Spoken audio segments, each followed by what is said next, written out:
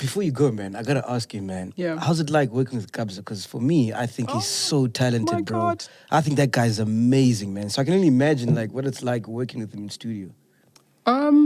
He's a really interesting guy. I love that he's built a really beautiful model for also teaching other producers and enabling them. So, usually I find Kabza in the studio, but there'll always be someone there if I've got something to leave or I have to go pick something up. But working with him personally, there's a different touch. When he walks into the room, something changes. Wow. His touch on the keyboard, even if someone else had an idea that was budding, or he had started something and left it with a younger producer, when he comes back, there's something that he's got, like a creative outlook and a bass, that's just very genuine. Thanda umculo, la chap. Sure. Thanda umculo, and I really respect him. And I think he's done something really, really strong for the industry. And when you guys are cooking, it's too much. He's really special. How did the Diplo thing come about? Oh, man. He's another one of my favorites. I love Diplo, man. What an interesting guy. He's actually one of the sweetest. He's a bit of a chakra hunk. Yeah. And he's very sensitive to, people's journeys. And he's actually been one of the most supportive people in terms of my ambition to grow as a songwriter. Yeah. I think my ambition to grow as a songwriter is 60% and my artist ambition is 40. Okay. That's kind of how much I love songwriting. Yeah. And he noticed that immediately when we interacted. He had been DMing me and I wasn't really big on Instagram. Yeah. And a friend of mine took a screenshot. Diplo DM'd you? I think I missed it for a year. Whoa! And then a friend of mine I think I posted something about coming to LA. And then he wrote on the actual post. Yeah. And then a friend of mine screenshotted that and sent it to me. He's like, "Are you doing a song with Diplo?" And I was like, "Who's that?" And then I went and I realized that I've been listening to Diplo through his project, LSD. Yeah. Which is Labyrinth, Sia, and Diplo. Sia is one of my favorite songwriters in the world. Yes. And they're homies and they work together. And so I think I realized he's been trying to reach out. And then I messaged him back and I told him I'm coming to LA. And then we just hung out in Malibu. And we've probably got like maybe 15, 20 songs between us that we just worked on. Wow, that is wild. But he also is great because like he'll check stuff out and he's like, he will send it, he'll pitch it to, Justin Bieber, to Rihanna, and there's been a few songs where, like I've heard them back, some of the demos in their voices, and he's really just encouraging as well. Like he's really about the art, and I think he's got a great ear. I think he's got a very, he's a personality that splits a lot of people, but I think he's got an amazing ear. He gets something about like music in different genres, Yeah. So you're telling me you could have done a song with Rihanna and Justin Bieber? Dude, Rihanna apparently thought my shit was weird. She's like, "I like this, but this girl is weird. What is that lyric?" and he's like, she's strange. Yeah. And Justin, I think it just didn't work for his, what is this album? They did Justice. Yeah. Didn't work, but I like the fact that like I can pitch to them. Wow. And I think I want to just really focus, one day I want to write a song for John Legend or for Adele, or just because I think there's space for that, like just that storytelling, like just that guitar or piano and voice. Everybody, even the pop stars, just need a song where it's just grounding and it's just like speaking from the heart. And I feel like there are a lot of musicians that can carry that song further, than I could as an artist and as a voice. How does that happen, man? Where you having conversations with Justin Bieber and Rihanna in the same sentence as you? Is it like purely on your work or connections, like because you met so and so and so, or it's like they just fuck with your vibe? I think it's a bit of both, and I think this is the beauty of the back end possibility is that, when you are represented by the right people, even having a good publishing company that can maybe send your demos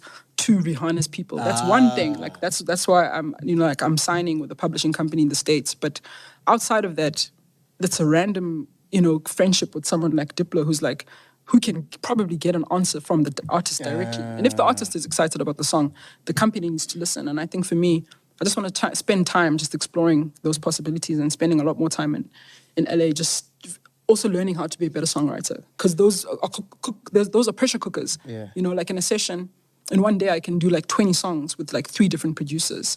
And that's just kind of like the muscle that needs to be trained, activated. And my love is songwriting, and I wish that we had a more inclusive, collaborative songwriting culture in South Africa, because that's like we would see different levels of projects because we're expecting artists to write their 4th album, like without help. Like you just wrote your first 3, like let someone else write with you and support you through that and get your voice out. So if I could do that more for female artists in South Africa, I'd also be happy. Just hold space, just tell their stories, help them tell their stories from different angles, you know. But record companies don't want to spend on the artists. They don't want to spend, they don't want to invest in their pre-production, you know. Locally, who are some of the, like, those female artists you listen to and you're like, yo, if I could just write for you. Write for. Well, you know, luckily I get to, like, Tanusa was one, but I get to hold space for her in different ways, you know. And I want to do more of that for her. Shoma Josie is definitely one. I also started working with her. I just think she's so special. She is. And yeah, I think she's a generational talent. Ami Faku is one of my favorite songwriters, storytellers. We really like are good friends and we have a strange relationship with each other. Like, you know, not as often as I'd like, but whenever we do, we're just always reminded that like we get along. And I think naturally, like we've had so many songs that have just happened by hanging out with Sanal. And if we were more intentional about it, I think we'd do a lot of damage. Yeah, I know you would, definitely. You know, so I'm, you know, hoping for more time with people like that. I love Shakana as well. And in Africa? Good. Shakana is one of my favorite voices for sure. And in Africa? I mean, I would fall over and just faint if I could do a song with Iris Star. I love Thames. I love Angelique Kidjo.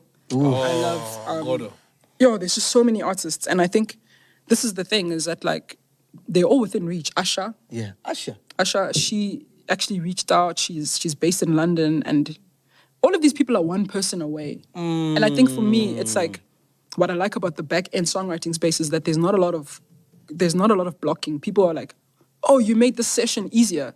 I need you to go and help with this session. I need you in Asha's session. I need you in that.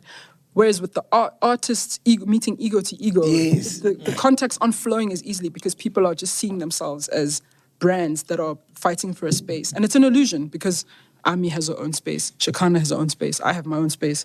Everybody's got their own space. There's no one that can take anything away from anyone. There's nobody that can replace Atandi Somazwai.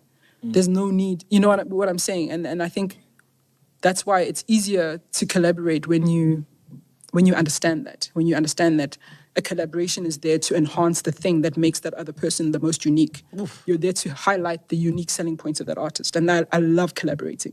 That's why I will always be like happy to do a song with someone and to, you know, help carry their story or strengthen their project. Have you ever said no to a song and then it became big? Yeah, I have. Which one? I think something that the Kifness sent me. Oh, okay. What else? There's a few, but it wasn't meant to be my song. That's all. So. I know.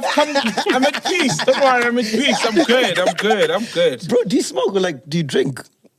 I don't smoke. You mean like smoke weed? Yeah, smoke weed. No, I don't. I think. Wow, you'd strike me someone to smoke weed, bro. Everyone thinks I smoke weed. Yeah. I'm already too relaxed, man. Got you. Yeah, and I think, and I used to be part of this, like, I was like the reeler of my hip-hop crew. You're in the hip-hop crew. Oh, my God. Yeah, I was the chorus girl to this hip-hop crew called, what were they called? But they were like A-Side. A-Side is Amalinda. Yeah. And a lot of my friends there, we played basketball, we skated, we surfed. We were just like, you know, small-town beach bum kids. Yeah.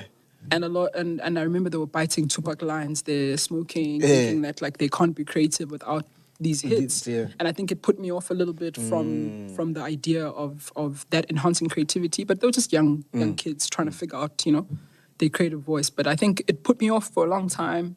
And I'll be open, you know, in the future. But I just think my creativity is independent from that. And you've never dabbled into like mushrooms and... I've had a really good shrooms trip, and I would do it again. Yeah, it was very enlightening, and it was very... I learned a lot about myself. And I think there was like I traveled very far into my spirit in that short space of time. So I would do it again. But I think it just needs a really controlled, safe environment. Man, if you've done shrooms, I gotta do shrooms, man. MSAKI has done Yeah, it sounds like ayahuasca. It reminds me of that ayahuasca experience. Did you do ayahuasca? No. We were told about it by a good friend of ours. Eugene. We felt like we were doing it when we were telling the story. Yeah. I'm open. And do you drink? Yeah, I mean, it's not a big part of my life, but it's, you know, it's not... I'm not allergic to gin. I'll have the odd gin. I'll have a good glass of wine. Yeah, man. Yeah. Fuck, man. It's been awesome having you here, man. MSAKI, you're such a beautiful soul. When it's all said and done, what do you want to be remembered as, yeah? Oh man, I want to be remembered as one of the most encouraging people to have worked in this artistic space.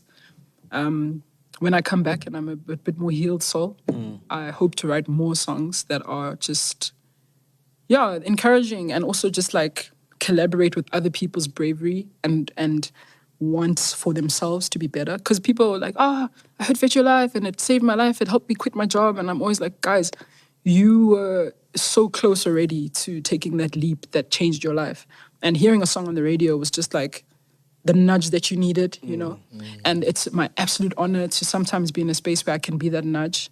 And if I can keep orchestrating art and music that places myself in people's hearts and trust, that they can allow me to be part of their story in that way, to be like, I'd started my bakery after hearing Fit Your Life. That stuff is like mind-blowing, and it's so humbling. And I want to be able to do more of that, you know? So I just want to thank people, you know, for having an open heart to these songs that come from like mostly a broken place sometimes. And I think I'm glad that I also wasn't scared to share the song that got me out of the dark space, and I somehow put it out there, and then it did a similar thing for other people.